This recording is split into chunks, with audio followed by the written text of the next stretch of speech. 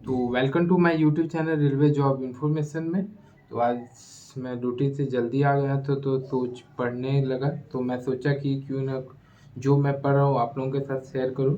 Actually मैं उस paper को पढ़ रहा हूँ जो 2018 में मेरा एग्ज़ाम हुआ था ग्रुप डी का। सेम वही है, प्रीवियस ईयर का पेपर है। स्पेशली साइंस ही पढ़ रहा हूँ। मतलब ये एक बुक है, उसमें साइंस का ही दिया है डेट वाइज। मैंने इस डेट को ये क्वेश्चन सब आया था, शिफ्ट ऑल्सो शिफ्ट में है उसमें।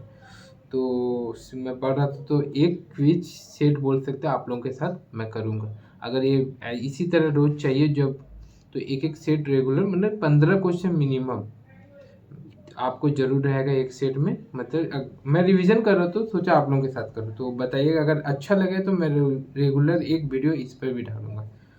तो चलिए शुरू करते हैं। तो शुरू करने से पहले बता देते हैं, एक ग्रुप डी का एग्ज़ाम है जो 18 सितंबर 2018 में ना, जब मेरा एग्ज़ाम हुआ था। मतलब इस डेट में नहीं, 2018 में हुआ था, मेरा नवंबर में हुआ था। तो ये उस बताऊंगा कि नवंबर में कैसा क्वेश्चन है तो आगे।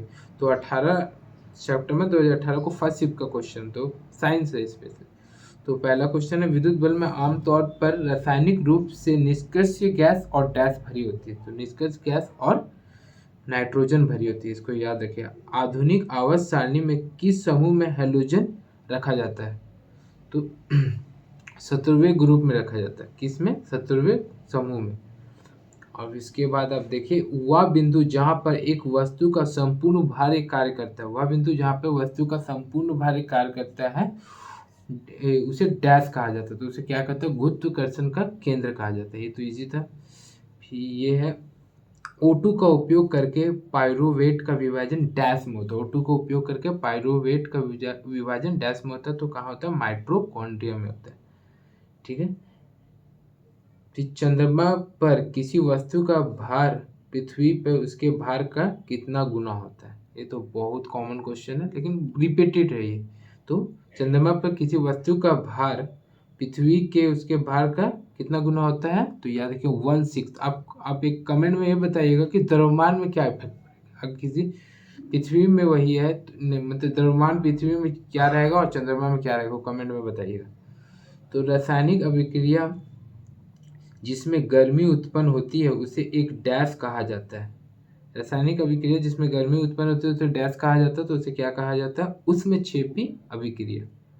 ठीक है। निम्न में से कौन सा हार्मोन युवावस्था के समय लड़कों में दिखाई देने की वाली उपस्थिति में बदलाव होता है? मतलब लड़कों के शरीर में कौन सा ऐसा हार्मोन है जिससे उसका शरीर में बदलाव होता है? बदलाव मीन्स जैसे एक छोटा बच्चा से जैसे हम लोग बड़े होते हैं तो दाढ़ी वगैरह आते हैं, थोड़ा शरीर में बदलाव आता है, उसी तरह कौन सा ऐसा हार्मोन है? तो हम लोग के शरीर में जो लड़का है स्पेशली उन लोगों के टेस्टोस्टेरोन होता है। ठीक है। और कमेंट में बताइए लड़की लोगों का क्या होता है? तो सॉरी एक चीज़ बताऊँ तो टेस्टोस्टेरोन ही होता है जो हम लोग का सेक्स हार्मोन होता है, खासकर मेल में। ठीक है। तो परमाणु संख्या के आधार पर तत्वों को वर्गीकृत किसने किया था? तो परमाणु संख्या के आधार पर तत्वों का वर्गीकृत किसने किया था? तो किसने किया था? मोसले ने। और ये भी बताइए कमेंट में कि आधुनिक आवर्त सारणी का निर्माता कौन थे? ठीक है। कैल्शियम हाइड्रोक्साइड का सही सूत्र क्या है? कैल्शियम हाइड्रोक्साइड का सही सूत्र क्या है? Ca, ठीक है, OH2 ब्रैकेट में OH2। 5 से 8% एसिटिक एसिड को डैश कहा जाता है। 5 से 8% एसिटिक एसिड को क्या कहा जाता है? तो सिरका कहा जाता है।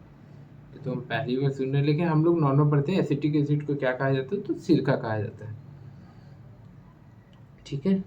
फिर क्या, स्वर्ण रेंज से नीचे आवृत्तियों के साथ ध्वनि तरंगों के क्या कहा जाता है? स्वर्ण स्वर्ण ये मैंने सुनने वाला, रेंज से नीचे वाले आवृत्ति को क्या कहा जाता है? जो हम लोग आवाज सुनते हैं उससे नीचे वाले आवृत्ति को क्या कहा जाता है? तो इंफ्रासोनिक कहा जाता है। ठीक है। फिर एक आगे देखते हैं, किसी सैटेलाइट और पृथ्वी के बीच आकर्षण या गुरुत्वाकर्षण बल डैश को तेजी किसी सैटेलाइट और पृथ्वी के बीच आकर्षण का गुरुत्वाकर्षण बल डैश डैश को तेजी प्रदान करता है। तो अभिकेंद्री बल तेजी प्रदान करता है। दूध वाला ताजे दूध में थोड़ा बेकिंग सोडा मिलाता है, क्यों? कारण बताइए। दूध के तो क्या कारण है इसका? दूध के अम्लीकरण को रोकने के लिए। ठीक है, बेकिंग सोडा मिलाया जाता है दूध के अम्लीकरण को रोकने के लिए। अच्छा क्वेश्चन, सब इंपॉर्टेंट है साइंस के लिए। चालक तार को पीवीसी द्वारा कोटिंग करके डैश रोका जाता है। चालक तार को पीवीसी द्वारा कोटिंग करके डैश रोका जाता है, तो शॉर्ट सर्किट रोका जाता है। 4 कार्बन परमाणु वाले हाइड्रोकार्बन के साथ जुड़ने वाला उपसर्ग है। कौन सा उपसर्ग है?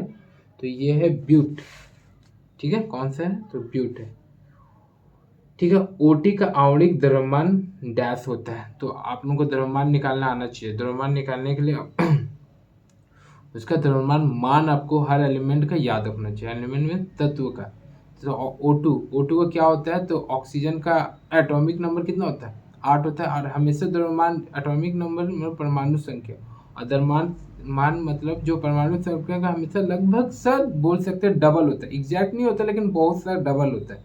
तो O2, तो ऑक्सीजन का 16 होता है और 2 होता है, तो 16 इंटू 2 तो कितना हो जाएगा? उसका द्रव्यमान वो 32 हो जाएगा। ठीक है, तो आपको हम द्रव्यमान संख्या सबका याद होना चाहिए सब निकालने के। बादलों का रंग सफेद डैश के कारण दिखता है। तो किसके कारण दिखता है? प्रकाश का विकिरण के कारण दिखता है। ठीक है, डैश के कारण स्क्लेरन काइमा कोशिकाओं की दीवारें मोटी होती है। डैश के कारण तो लिग्निन के कारण। ठीक है, ऊर्जा की व्यावसायिक इकाई क्या है? ऊर्जा का व्यावसायिक इकाई क्या है? तो किलोवाट घंटा है। किलोवाट घंटा, कुछ नहीं है वायु, कुछ नहीं, किलोवाट घंटा। ठीक है, उसके बाद है आपके डैश पौधे के बीच में एक खाद्य भंडार के रूप में कार्य करता है। डैश पौधे के बीच में एक खाद्य भंडार के रूप में कार्य करता है, तो बीज पत्र कार्य करता है। ठीक है, पारा डैश का अयस्क है। पारा किसका अयस्क है? तो सिनेबार का अयस्क है। ठीक है, ये अच्छा क्वेश्चन है, ये सब याद होना चाहिए, होना ही चाहिए। जो ग्रुप डी का तैयारी कर रहे थे उसको तो याद हो ही जाता है। ठीक है, और इसके बाद क्या है? डैश एक जटिल अस्थायी उत्तक है। तो जाइलम एक जटिल अस्थायी उत्तक है। तो मैं तो 18 सितंबर बोल के 2-3 तो और चल गया था। 18 का सेकंड शिफ्ट में भी चल गया था। तो यही था 18 का फर्स्ट शिफ्ट और सेकंड शिफ्ट का क्वेश्चन था, साइंस का इंपॉर्टेंट था। तो आपको बताइएगा कैसे लगा। अगर आप एक्सप्लेन तो नहीं कर सकते क्योंकि लंबा वीडियो हो जाता है, लंबा वीडियो फिर अपलोड करने में मुश्किल होता है।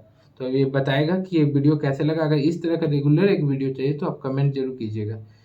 तो अच्छा है ये, अब इससे साइंस रिवीजन होता है। ग्रुप डी के लिए साइंस मोस्ट इंपॉर्टेंट है, 15 से 20 आता ही है साइंस उसमें। ठीक है, तो बताइएगा कैसा लगा ये वीडियो। धन्यवाद, और चैनल को सब्सक्राइब कीजिए, लाइक कीजिए, शेयर जरूर कीजिए।